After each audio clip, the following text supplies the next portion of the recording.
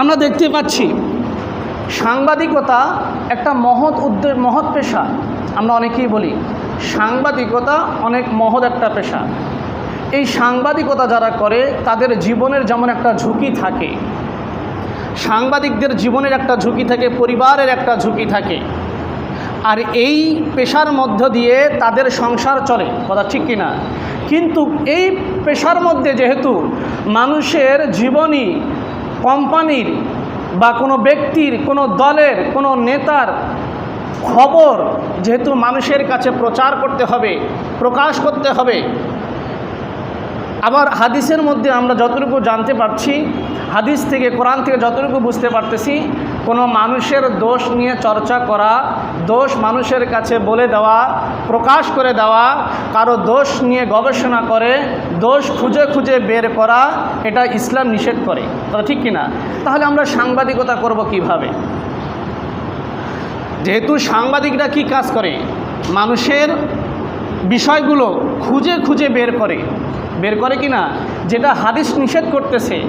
তাহলে আমরা যদি হাদিসের উপর আমল করে, কোরআনের উপর আমল করে কোনো মানুষের দোষ, কোনো মানুষের বদ অভ্যাস, অপরাধগুলো যদি আমরা মানুষের কাছে প্রকাশ না করি, না বলি, তাহলে সমাজ থেকে অন্যায়, অপরাধ, অবিচার, দুর্নীতি এগুলো বন্ধ হবে কিভাবে? কথা বলেন ঠিক কিনা? প্রশ্ন আসে কি না?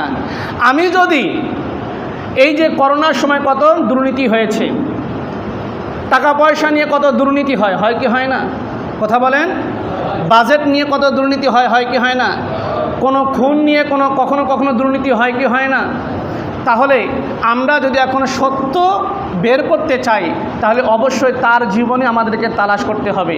যেটা হাদিস বলতেছে এটা নিষেধ, আসলে কি নিষেধ বলতেছে, আসলে কি নিষেধ করছে, নাকি এখানে আমাদের বুঝার বাকি আছে? আমাদের বুঝার বাকি আছে। তবে একটা কথা মনে রাখবেন, যারা ফেসবুকে খবর প্রচার করে, অমুক জায়গায় কবর থেকে আওয়াজ পাওয়া গেছে, অমুক জায়গায় কবরে আগুন দেখা গেছে, মৃত ব্যক্তি জীবিত হয়েছে, এরকম আজগবি খবর প্রচার করে না? আপনি এটা দেখার পরে আপনার ফেসবুকে কেউ শেয়ার করলো, আপনিও এটাকে শেয়ার করলেন, কোনো যাচাই বাছাই না। কাফা বিল মারই কাযিবা আইয়ুহাদ্দিসা বিকুল্লি মা সামিআ। আল্লাহ রসুল সাল্লাল্লাহু আলাইহি সাল্লাম বলে, যা শুনে তাই মানুষের কাছে বলে দেওয়া মিথ্যাবাদী হওয়ার জন্য এটাই যথেষ্ট। বলে নাউজুবিল্লাহ। আল্লাহ রসুল অন্য হাদিসের মধ্যে বলেছেন, আল কিযবু উম্মুয যুনুব, মিথ্যা সকল পাপের মূল। কে বলছেন? আল্লাহ রসুল বলছেন। তাহলে আমরা যদি কোনো খবর প্রচার করি, আমরা যদি কোনো খবর মানুষের কাছে ছড়িয়ে দিতে চাই মিডিয়াতে, অবশ্যই সত্য মিথ্যা, সত্য হলে সত্যভাবে লিখব, মিথ্যা হলে মিথ্যাভাবে লিখে আমরা কি করব? ছেড়ে দিব। কথা বলেন ঠিক কি না?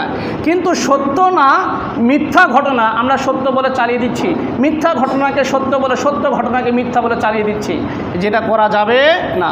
অবশ্যই ঘটনা সত্য না মিথ্যা এটা তদন্ত করে, তারপরে যদি এটা উম্মতের কোনো কল্যাণে লাগে, দেশের কোনো কল্যাণে লাগে, মানুষের বৃহত্তর স্বার্থে প্রয়োজন হলে এরকম খবর প্রচার করা যেতে পারে। কথা ঠিক কি না?